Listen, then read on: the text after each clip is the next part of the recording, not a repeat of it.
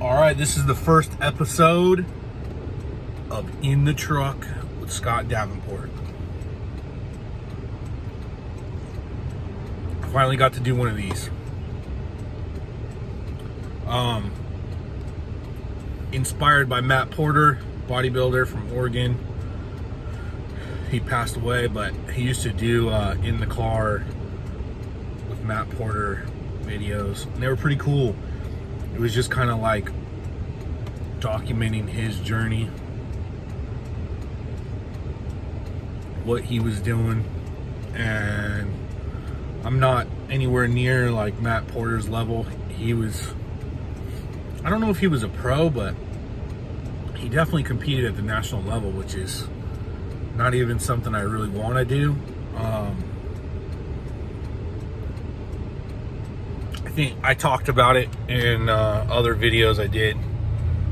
I got pretty inspired by the classic physique division. I just think it's a better look than open bodybuilding.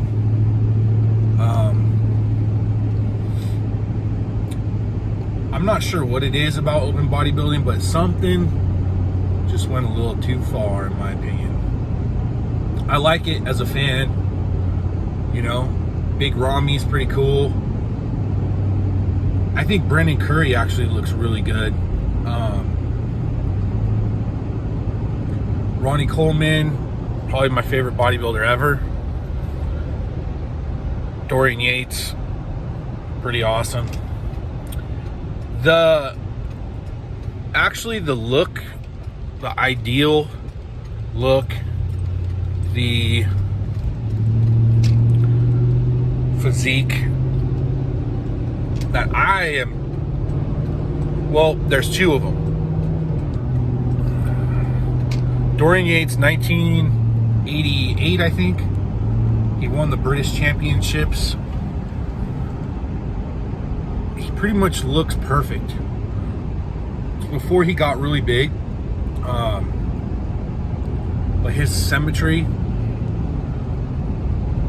is pretty much perfect. And, you know, symmetry is pretty objective, I guess you could say. If it's just measurements, right? If your calves match your upper arms and your neck, and the balance between your upper body, you know, your chest and back and your legs is good, that's perfect symmetry. And if you have a small waist, broad shoulders, that's bodybuilding. Throw in low body fat percentage, that's what bodybuilding's all about, right? And then the look, obviously, having striations, full muscles. Dorian Yates, proportionately, 1988 was like perfect. 5'10", same height as me. Maybe he was 5'11", 226 pounds. And then there was Casey Viator in 1971 at 19 years old. I think he was only 5'8", 218 pounds. He's a little actually further away for me personally, I believe, just because his arms were so big. He had genetically actually better arms than Dorian Yates. He didn't ever win the Mr. Olympia, but he kind of peaked at 19 years old. But he actually trained under Arthur Jones, who created high intensity training. And that's the style that I'm trying to mimic, which is that all out, one set to failure, and full body circuit training, which is what Casey actually did. Dorian didn't do that. He actually split up he split everything up. And I think he just split it into halves when he was training in 1988. He would do upper body, then take a day off, then do lower body, take a day off, upper body, kind of like that type of training split. I think he would do probably like a Monday, Wednesday, Friday. So one day on, one day off, one day on, one day off, one day on, one day off, and then every weekend, right, you have 2 days off. So it's a little better recovery, and he would mix it up from training upper body twice a week, 1 week, lower body one day, 1 week, and then it would flip, and he would do legs twice a week, 1 week, and upper body only once a week that week. I actually did a similar kind of training split when I was like 15 years old. I did Bill Phillips' Body for Life, and that was high intensity training. That's actually a really, really, really good program for anybody that wants to get in the best shape ever. It has a great workout program, great cardio program, and a great diet. Everything. It's probably one of the best programs out there, to be honest, that I've ever come across. I think pushing it to that next level is going full body. So not splitting anything up, you know, not doing upper body, lower body. Or what Dorian ended up doing later is he split it into 4 workouts. He would do chest and back, chest and biceps, I mean. Then he would do legs. Then he would take like 2 days off, I think, after legs. Then he would do shoulders and triceps. Then he would do back. So he was training 4 days a week. Probably slightly overtrained. I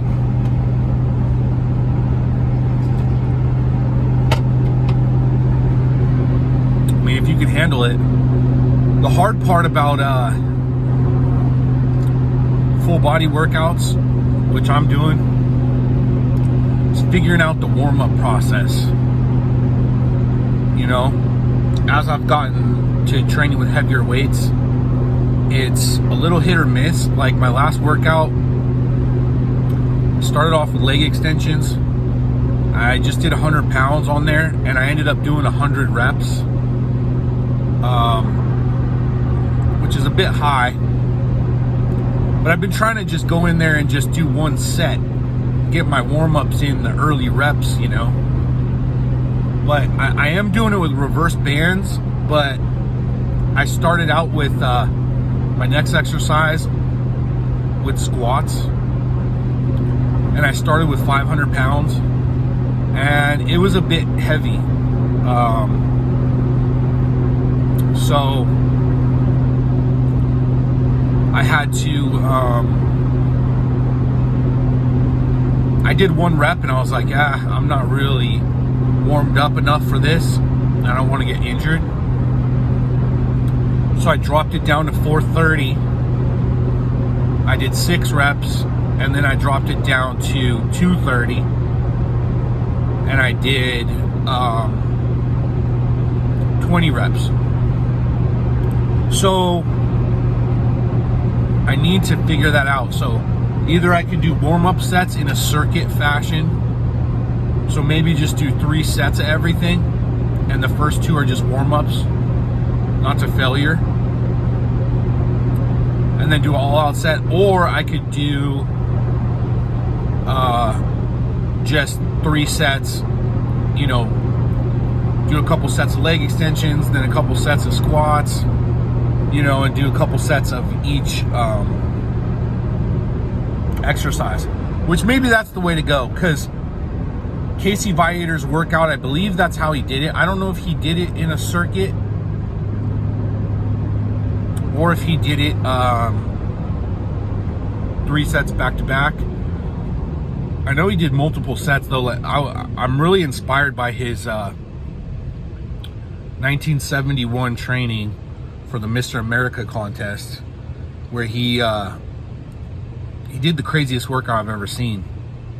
You could look it up online, but he did it started out with 750 pound leg press for 20 reps. Then immediately he went to leg extensions, 225 pounds for 20 reps. And then he did 500-pound squats for 13 reps. That's just how he started, and that was with no rest in between sets. That by itself is insane. And then he followed that with a full body routine. He did hamstrings, calves, back, shoulders, chest, arms. And the workout only took 28, 29 minutes. So it's like a crazy cardio workout too. And the results he got are just insane.